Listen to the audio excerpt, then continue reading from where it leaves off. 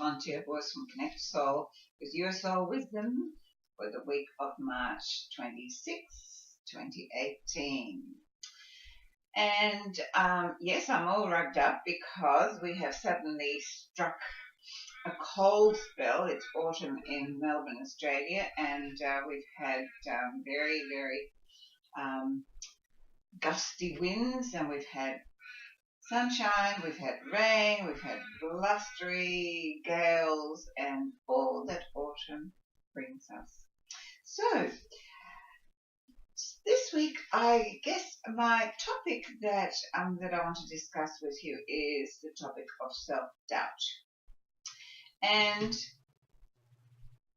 it's an interesting topic, really, because self-doubt is crippling, isn't it? I don't know how you feel about that, but if I'm going to be doing something new that I don't feel very confident in doing successfully, then there seems to be some sort of energy that comes forward and goes, do you think you should? What if you make a fool of yourself? What if you can't do it? What if you're not good enough? What if? Do you know the wonderful what ifs of life? How come we don't come up with what if it's going to be fabulous? What if this is the best day of your life? What if you're going to learn this and it's going to be absolutely the best thing you've ever done? No, we don't do that.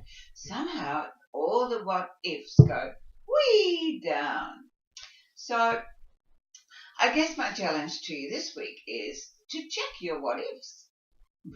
And if they take you down, then say thank you, but no thank you. Why can't I give you a what if? Isn't it going to be great? And that's really all that we need to do. That would make this a very short session if that is all we need to do. I say very many times that we are an end product of other people's conditioning.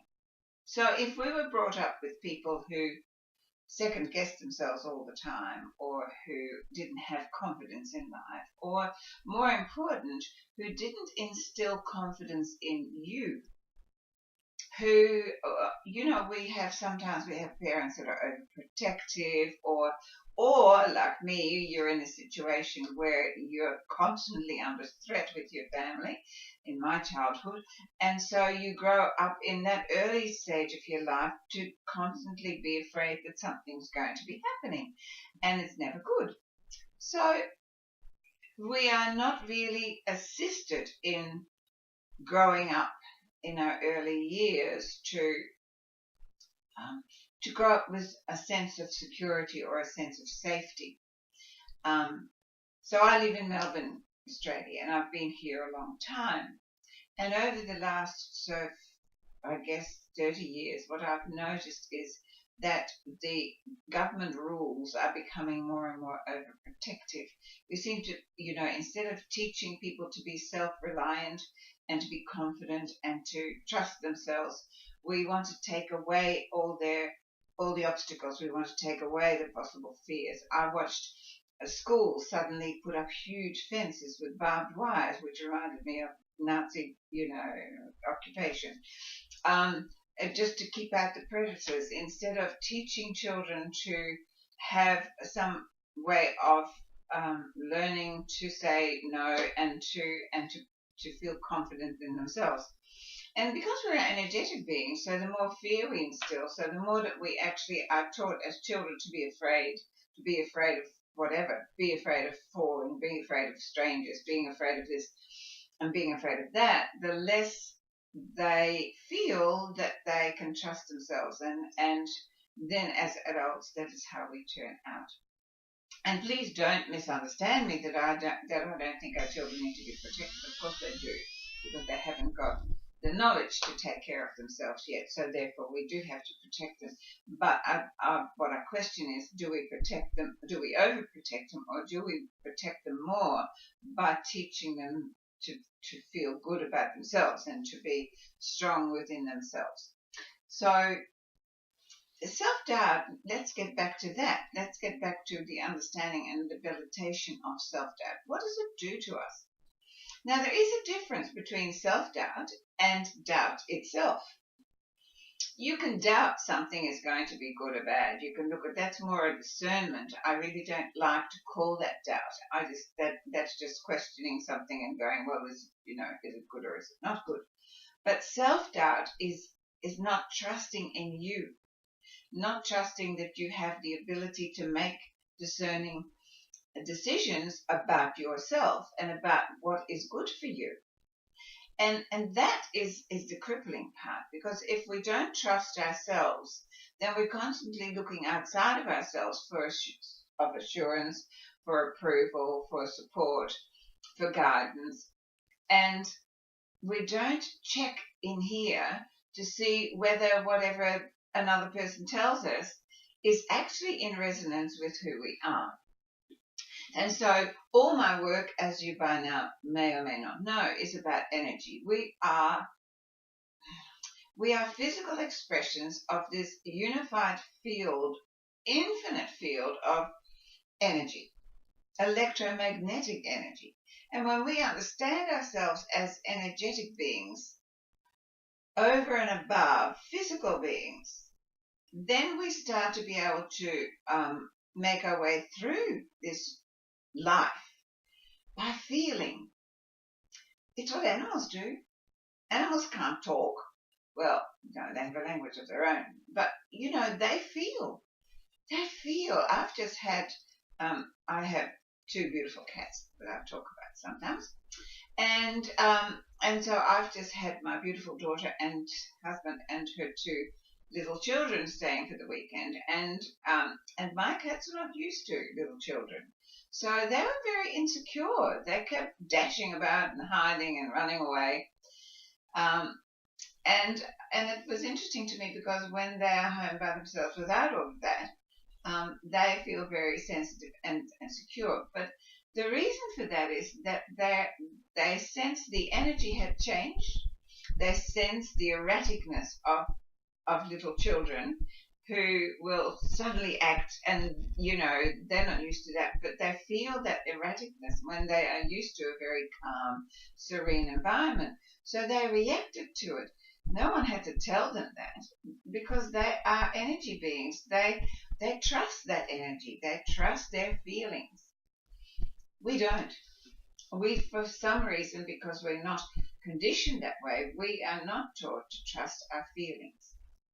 And so much of what decisions we come to are based on what other people have taught us, or what other people have done before, or an experience of the past, and they're not based on how does it feel for me and how well do I feel about that. So most of us are brought up in an environment where we're constantly being told to be careful. My mother had this because, hey, I grew up in the Second World War. So my mother adored us. She was a wonderful, Yiddish mama, and she loved like no other. But whenever we went out, the last thing she would say to us was, be careful. Now, careful of what?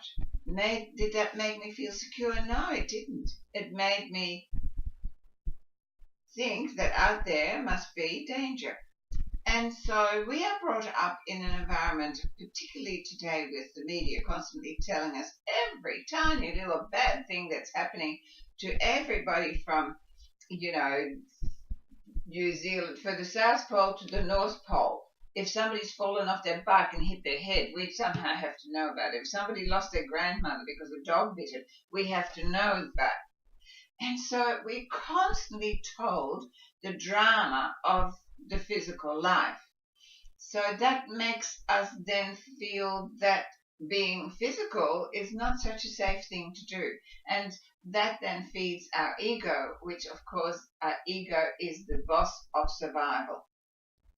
And so we're constantly walking through, be careful, that guy might rob us, and be careful, somebody might steal something from our house, and how many locks can I have, and how many. And when you think about that, what does that do to you? It really takes away your power or your control over your life. For me, self-doubt is something that is, I always say, it cuts you off the knees.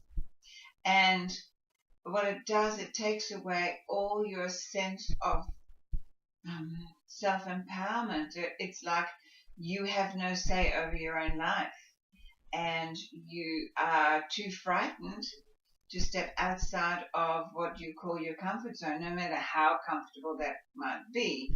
You know, the minute you go to step out of your comfort zone, you're going, yeah, but what if I'm not? What if I'm not? What if I'm not? So the things that self-doubt feeds off is feeling not good enough, feeling not pretty enough, feeling not tall enough, feeling the wrong color, feeling whatever, feeling something that you're not enough. But not enough for who? For whom? I'm not sure. You know, what is that? What is that standard of measurement that we're constantly trying to reach to make us good enough? Do you know, let's just throw that out the window straight away. And I'd like to tell you something that you're not going to like to hear. However, I will qualify it. None of us are good enough. You're not good enough. I'm not good enough. Because we're a work in progress. We're still growing every day. Every day I'm hoping that I become more. So no, I wasn't enough. And yet, I am good enough because that's all there is in this very moment. In this very moment, this is all that there is. And that's good enough. It can't be anything else. In the next moment, I'll be a little bit more, or sometimes a little bit less. But it's still good enough because it's all there is. So on one side, we're not good enough because we're still growing. And on the other side, we are good enough because that's all there is. So it cancels itself out, doesn't it? So when you think about it, self-doubt is just one of those things that we have bought, as I always say, from other people as an emotion that is really not serving us at all. Discernment absolutely serves us, but self-doubt takes away our inner power. It disconnects us from our soul. I can't stress enough that when you learn to trust soul, when you are connected to that inner life force, there is no self-doubt. Because, you know, for me, I've stopped trusting in the physical me a long time ago, or the mental me. I have a very, acute analytical mind. But it's the first mate, it's not the boss. So my trust is completely in this life force. And we work together, and when we work together, then there is nothing to doubt. There is just to listen and to follow spirit, soul, without hesitation, and going, well, I'm not sure where this is going to take me, but I'm going to trust it. I'm going to trust it. The moment that we doubt ourselves, or we doubt our decision-making process, we undermine the flow of the natural process of our life.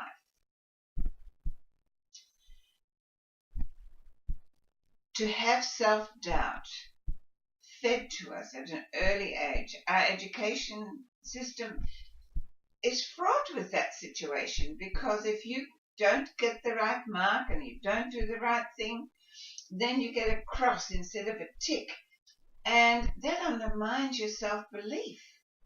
And so you start to second guess everything that you do.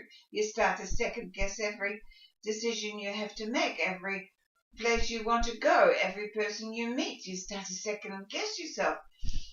But, what if I make a mistake? Well, how else are we going to learn but by making a mistake? When you give yourself permission to make mistakes and say, well, that's the only way that I'm going to learn, and I won't beat myself up when I make a mistake, I will just say, oh, well, that didn't work. Thank goodness I found that out. I won't do it again. I'll find another way. But no, when we make a mistake, we judge ourselves to be wrong. And the more we do that, the more we start to have self-doubt. Many years ago, I eliminated right and wrong from my life. Things are either beneficial and resonate, or they're not.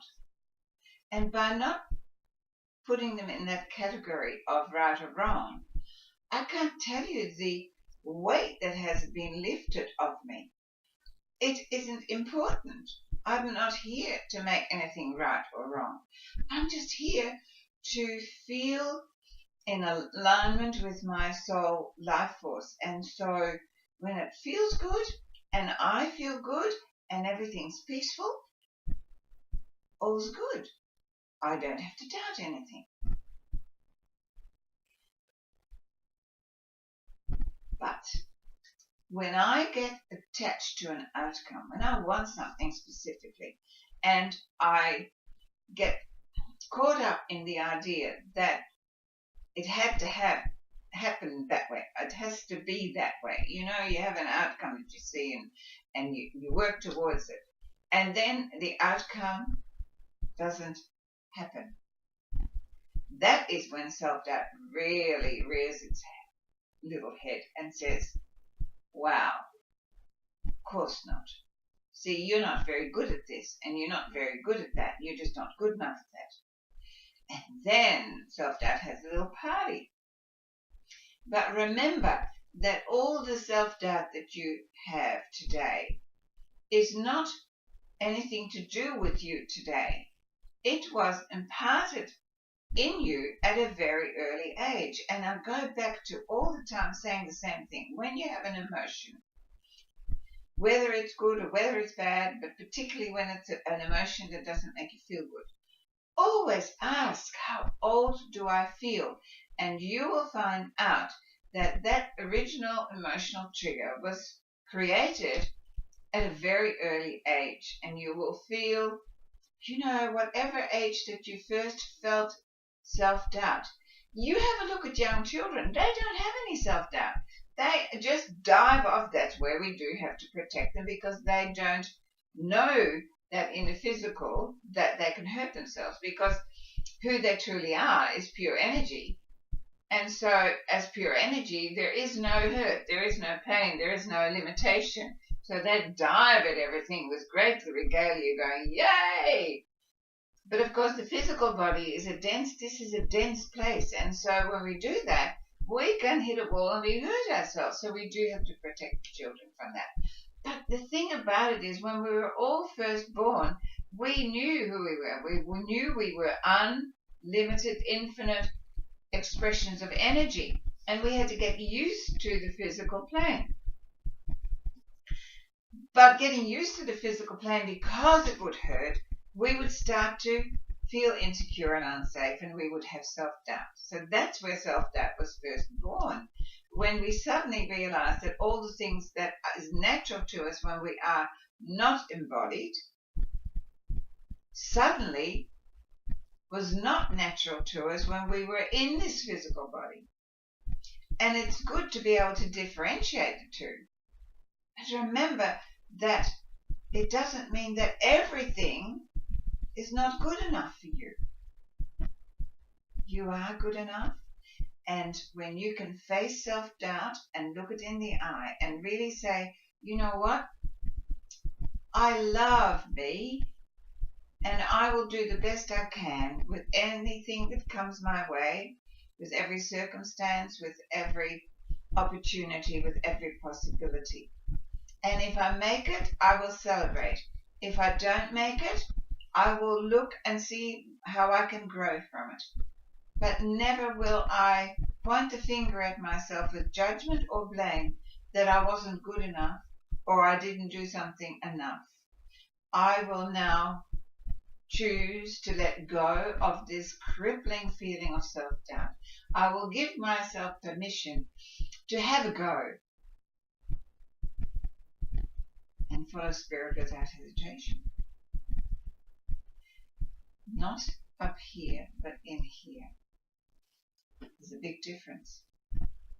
When you follow your heart, when you follow, it's not even so much your heart, when you follow this energy vibration, and only allow yourself to be in places and do things that resonate. They may be challenging, but you always know if there's a driving force within you to push you forward, even if it feels challenging. That's good. If it was not meant to be good, it would actually have a different energy. It would have a vibration of resistance to the point of where you become very fearful. And you know, I've watched people who have chosen fear in their life, and they just atrophy. You know, as Zig Ziglar used to say when I was doing work with him many years ago, he would say, "Don't get cooked in the squat." In other words, and Wayne Dyer used to call it, "Don't die with your music unplayed, with your song unsung." And it is, you know, there is so much within us that is just really wanting to be expressed. And when we allow self-doubt to be our boss, then so much of us just is lying dormant within. But when you feel the self-doubt, you ask and you go, is this something that is, if I do it and I succeed, does it feel good? And if it does, then break through the self-doubt and ask yourself, how old is this self-doubt? And then you feel your emotion, you feel emotionally very young, and then you address that child and go, you know what, that's not happening now. You're with an adult now, and I'll take care of you and we'll be okay. And the third thing about self-doubt is how much is it curtailing my growth? How much power am I giving it? Is it taking away my power to be what I know inside I could be? And if that's the case, then I suggest ask for help, but keep moving forward.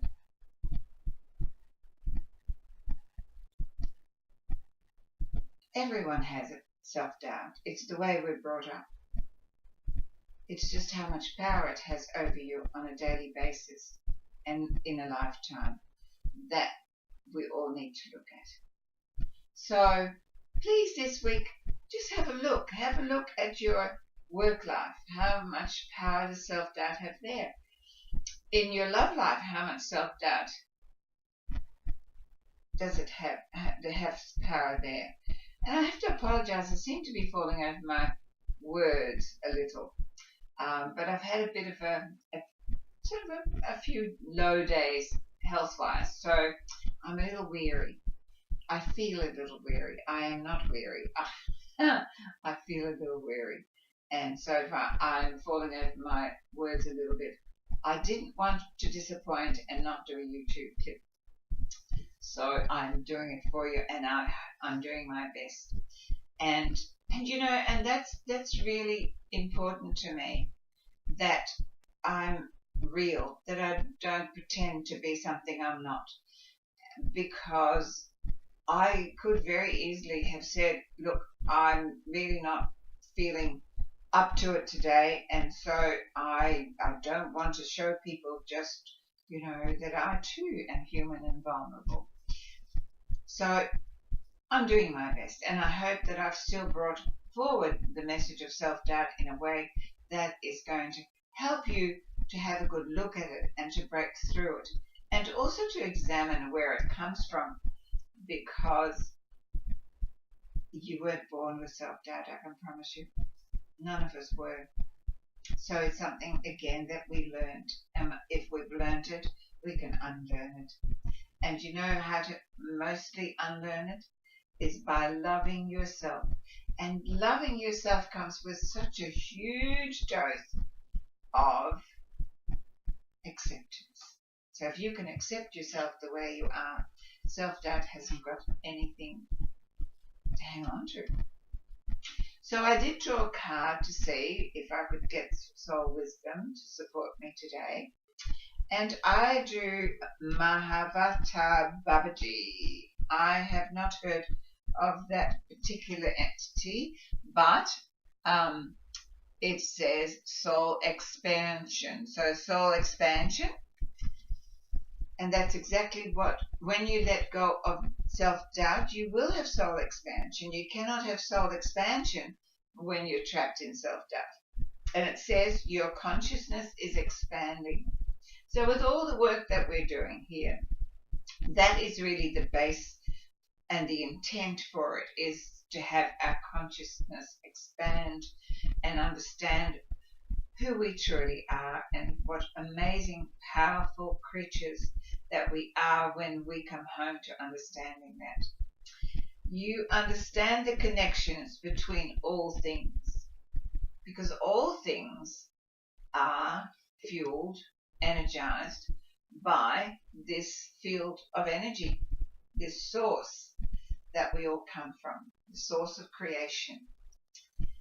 So today, self-doubt needs to be on its way, and in its place needs to be self-love, self-trust, self-belief. You're worth it. You really are. I trust in you, I believe in you, and you know that does not matter a bit unless you do. So that's my challenge to you this week. Look at where self-doubt has the power and then send it on its way with a good dose of self-acceptance. Okay, have a beautiful week, and if you would like any of my work, or you'd like to have a look at what else that I do, you know all the links are underneath this video, and please leave me a comment. I love getting your comments, and it's so good to see that so many more people from around the world are finding me, and I love you, and I just enjoy spending just half an hour once a week with you. So have a great week and be kind to yourself. I intend to be kind to me. Namaste.